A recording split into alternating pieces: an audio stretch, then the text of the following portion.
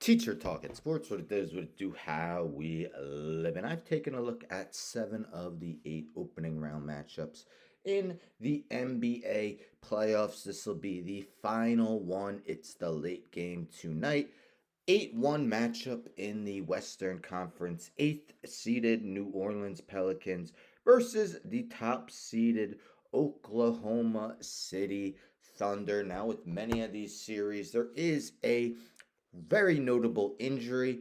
Case for this series as well. Zion Williamson injured his hamstring in the first playing game for the Pelicans, didn't play in the second. Now, I'm not necessarily sure of the timetable. I did read that at the time of injury, he may be reevaluated in 2 weeks. Of course, reevaluated doesn't mean he's going to return in 2 weeks. So, in this video, I'm going to go under the assumption that he will miss the entire series. So let's take a look. Thunder finished 8 games better than the Pelicans this season. Now, the Thunder had a superb offensive rating, third in the league.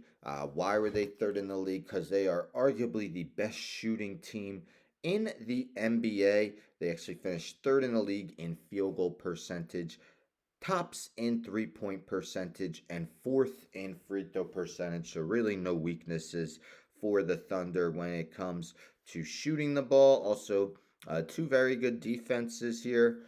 Thunder led the league in both steals and blocks, so both teams force a lot of turnovers. Pelicans actually finished third in the league in steals, so both teams are going to have to take extra notice of taking care of the ball in this series. Take a look at the projected starting lineups for both teams.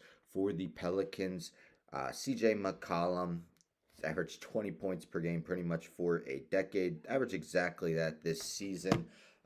Maybe the best player to not make an all-star team other than, let's say, Jamal Murray. But with Zion Williamson out, Brandon Ingram is going to be their number one option in all likelihood. Ingram recently came back from injury, played well in the play-in games. Trey Murphy III is replacing Zion in the starting lineup, but don't think he's any type of slouch. Murphy III had a marvelous season, mostly coming off the bench, third-year player.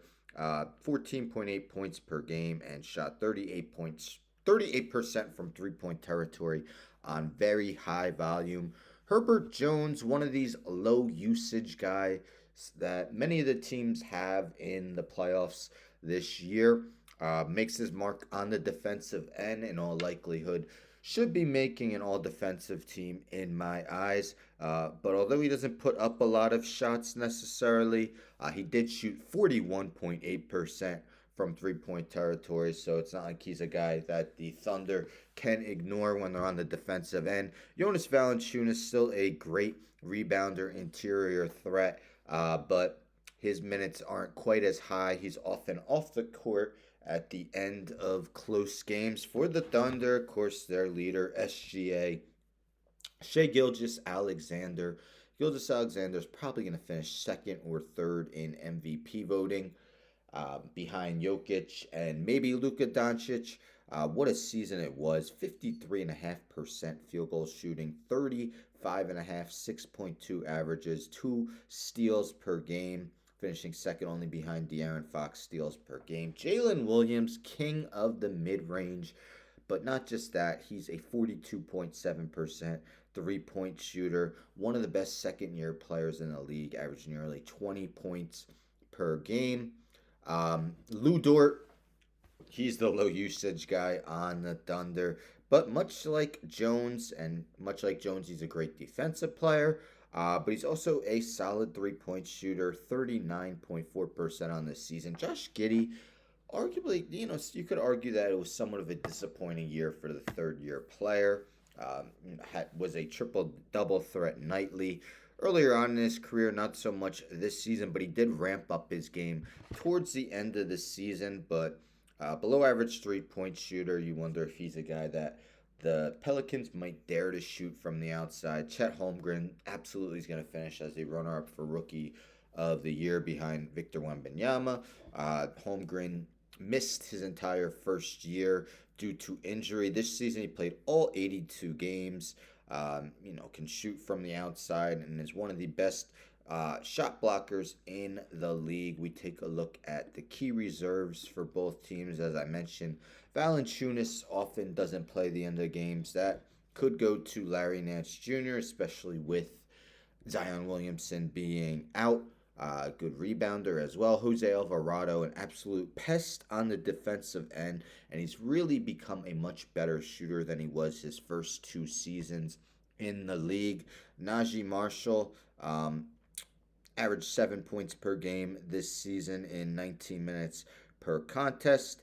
Um, a fourth-year player.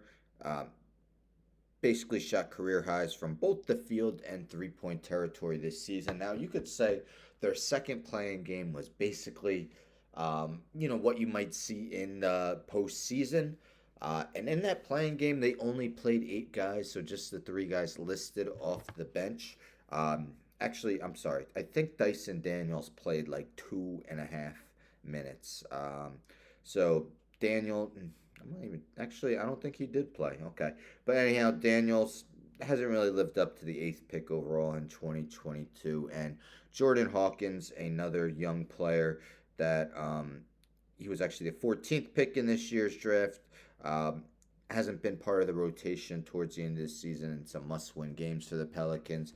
Thunder have 2 guards who have shot well above average from 3-point territory off the bench in Kason Wallace and Isaiah Joe. Wallace maybe might be able to find his way on the all rookie second team. I would put him on my ballot if I had one. I put him on the second team. But Isaiah Joe was a great pickup by the Thunder after he wasn't receiving much playing time with the Sixers. Gordon Hayward, acquired via the buyout market, didn't necessarily perform well with the Thunder, but he's a guy who has plenty of well, I wouldn't say plenty of playoff experience, 29 games, but he's a longtime veteran in the league and was once an all-star type level player. Aaron Wiggins, great second round pick from a couple years back, shot 56.2%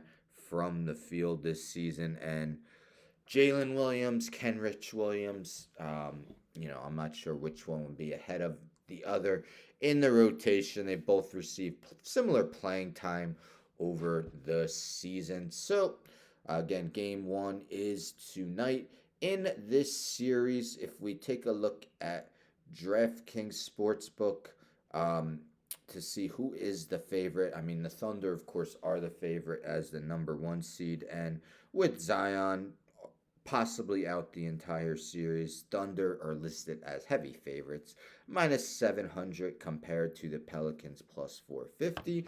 I think the Pelicans could give them a bit of problems, though. I'm not picking them to win the series. I'm picking the Thunder in 6. But again, even without Zion, I think the Pelicans can, again, give the Thunder a little bit of trouble and at least keep most of the games somewhat competitive. I'm hoping for a more competitive second day of the NBA playoffs. My Knicks did win game one, so that was really the only game that had you on the edge of your seat towards the end. Timberwolves won in blowout fashion. Cavs were mostly winning by a lot much of the game. Lakers were up early. Nuggets, though, were up double digits a lot of that second half. But that's all 8 playoff series I've taken a look at. Let's see how accurate my predictions are. Once all the first round matchups are done, I went 7-0 in the first round last year. Maybe not as good in the ensuing rounds, but why 7-0? I don't predict Knicks series because I'm way too biased and I can never pick them to lose. But anyhow, don't forget to subscribe. Tell a friend to tell a friend to tell a friend to subscribe. Like the video, share the video, hit the bell for notifications. I'm out.